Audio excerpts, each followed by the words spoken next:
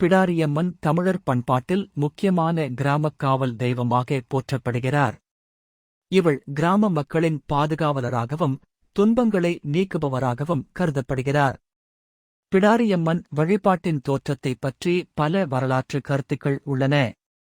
சில ஆய்வாளர்கள் பிடாரியம்மன் வழிபாடு பௌத்த மதத்தின் தாரா தேவியின் வழிபாட்டிலிருந்து உருவானதாக கருதுகின்றனர். தமிழறிஞர் மயிலை சீனி வேங்கடசாமி தாராதேவி கோயில் பின்னர் பிடாரியம்மன் கோயிலாக மாற்றப்பட்டது என பரிந்துரைக்கிறார். பிடாரியம்மன் வழிபாடு தமிழர் சமூகத்தில் ஆழமான பாதிப்பை ஏற்படுத்தியுள்ளது.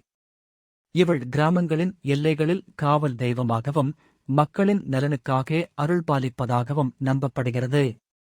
பிடாரியம்மன் கோயில்கள் தமிழ்நாட்டின் பல பகுதிகளில் காணப்படுகின்றன, மேலும் அவற்றில் ஆண்டுதோறும் சிறப்பு விழாக்கள் நடைபெறுகின்றன.